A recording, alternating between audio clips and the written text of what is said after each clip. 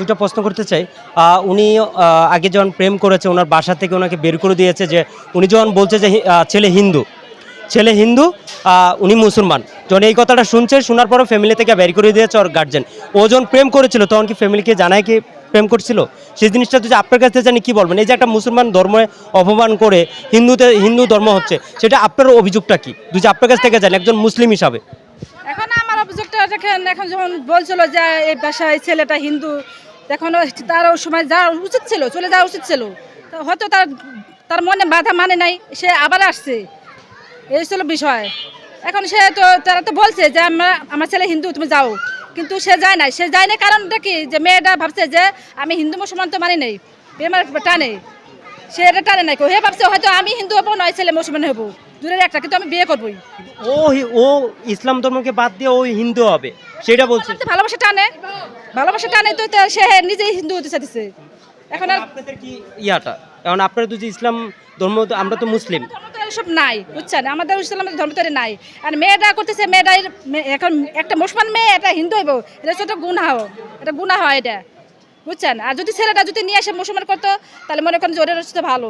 এখন মেয়েটা ইমান নষ্ট করতেছে, এখন তো আর কি বলবো বলেন। হ্যাঁ হ্যাঁ, প্রেম তো ধর্ম মানে না, খ্রিস্টান হিন্দু বৌদ্ধ কিছুই তো মানে না, ভালোবাসাটা।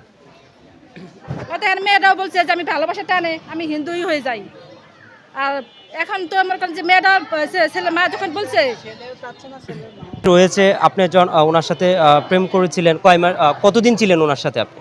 সেই কথাটা প্রথম থেকে তো যে আপনি শোনান, অনেকেই আছে এখানে, অনেক দর্শকই আছে, সেই জিনিসটা তো যে আপনার কোথায় দেখাটা হয়েছিল, কোন জায়গায় আপনাদের সাথে? আমি প্রতিদিন ড্রিঙ্কস করি, ড্রিঙ্কস করার সুবাদেই দেখা। মানে আপনার যে কোনোভাবে আপনার ড্রিঙ্কস করেন, মেয়ে ড্রিঙ্কস করতেই পারে, ড্রিঙ্কস করার অবস্থায় বারে যেয়ে আপনার সাথে দেখা হয়েছে, রাইট? মানে এমনি দেখা হয়েছে, একদিন ফোনে কথা হয়েছে, দেখা সাক্ষাৎ হয়েছে, তার পরবর্তীতে আপনার যাওয়ার রকম কয় মাস পরে আপনাদের সাথে প্রেম হয়েছে? কয় মাস পরে পোলার সাথে না, মনে করো প্রেম হয়েছে তোমার 15-20 দিন পরে। 15-20 দিন পরে হয়েছে। তখন যখন আপনাকে অফারটা দেয় যে একটা গিভ অ্যান্ড টেক করার জন্য আপনারটিকে, আচ্ছা তাহলে কি গিভ অ্যান্ড টেক কেন ভাইয়া, আমরা ফ্রেন্ড ছিলাম, তারপর সেক্স হয়েছে, ভালোবাসা হয়েছে, এই তো। এই যে যখন আপনার সাথে সেক্সটা যখন করেন আপনি, উনি যখন করে তখন আপনি কি জানেন নাই যে উনি কি মুসলমান নাকি হিন্দু? সেই জিনিসটা তো একটা মুসলিম সবারই একটা জানার প্রয়োজন দরকার ছিল, রাইট? কারণ আপনি একজন মুসলিম, একটা ভদ্র একটা ভাইয়া ভাইয়া কথা হয়েছে ভাইয়া। ভাইয়া আমি বহুবার বলেছি, আমি আবারও বলছি, রাত যে হিন্দু আমি জানতাম না, বাট যখন আমি জেনেছি ওই সময়ে কোনো মেয়ের পক্ষে কিছু করা সম্ভব থাকে না। এখন আমরা এটাও শুনেছি যে আপনার ছেলের কি কি প্রমাণ আছে? অনেক প্রমাণ আছে, একটা ছেলে মেয়ের সাথে তোমার রিলেশন থাকার জন্য যা যা প্রমাণ থাকে সবই আছে আমার। আপনারা যে রুমমেট করেছেন, আপনার কি কোনো প্রমাণ অথবা ভিডিও, ছবি সব কিছু আছে? ছবি আছে, ছবি দেখাতে পারবো। আচ্ছা, ভিডিও কি আছে? আপনারা কোন কোন জায়গায় গিয়েছিলেন? আমরা লাস্ট ঘুরতে গিয়েছিলাম শ্রীমঙ্গল, ওখানে 5 দিন থেকেছিলাম। আর ঢাকা শহরে যতগুলো হোটেল আছে প্রত্যেকটা হোটেলে মনে করো 8 দিন 5 দিন করে থেকেছি। এরপর ফার্স্ট টাইম ওর বাসায় আমি থেকেছিলাম 12 দিন, এই তো। আপনি কবে থেকে, আপনি একটা কথা বলেছেন যে আপনার কাছে লাইসেন্স আছে, ড্রিঙ্কস করার লাইসেন্স আছে, আপনি একজন পুরান ঢাকার স্থানীয়, রাইট? আপনি একজন স্থানীয়, আপনি একজন বা একটা ওই জায়গারই সবাই স্থানীয় মেয়েরা যা হয় ভালো ভদ্র, সবাই ভিতরে একটু থাকতে পারে। লাইসেন্স কি আপনার ভিতর আছে যে আপনি ড্রিঙ্কস করেন? আপনি বলছেন লাইসেন্স আছে। আচ্ছা, লাইসেন্স আছে আমার। লাইসেন্স আছে জি ভাইয়া। আপনি যে ড্রিঙ্কস করেন আপনার আব্বু আম্মু জানে? হ্যাঁ, ফ্যামিলি জানে। হ্যাঁ, জানে। ফ্যামিলি তো মুসলিম, ফ্যামিলি মুসলিম, তাহলে সবাই যখন জানে কথাটা, আমার কথা না যাই, তুমি যে টপিকটা নিয়ে আসতেছো। না, আমি ওই টপিকটা যাচ্ছি না।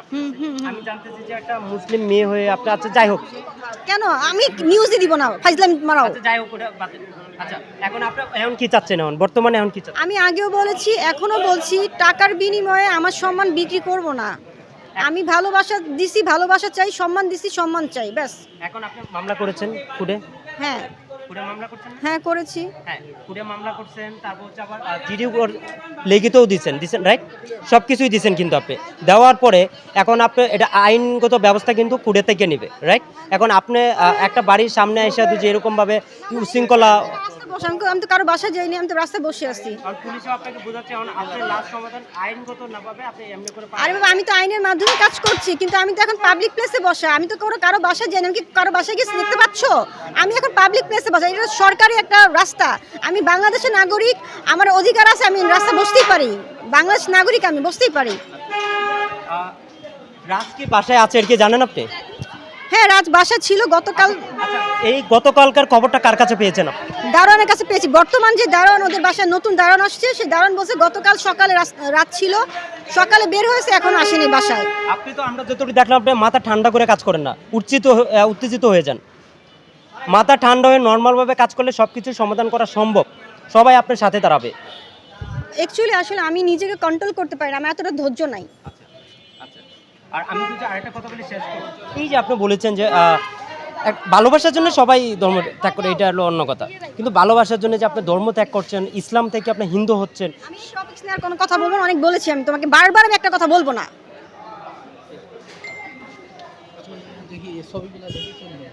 ছবিগুলো দেখেন।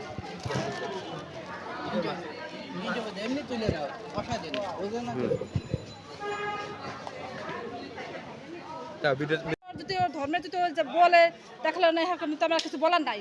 এখন যা যা ধর্ম তার কাছে আমি মনে করি এইটা। এখানে হে যদি মনে করে জানি শুনে যদি হিন্দু হতে চায় সে হইব, এখানে আমার তার কিছু বলার নাই। কেউ এটা প্রেম ভালোবাসার জিনিস, এটা স্বাভাবিক, এখন আর কিছু বলার নাই। আচ্ছা, আমি আপনাকে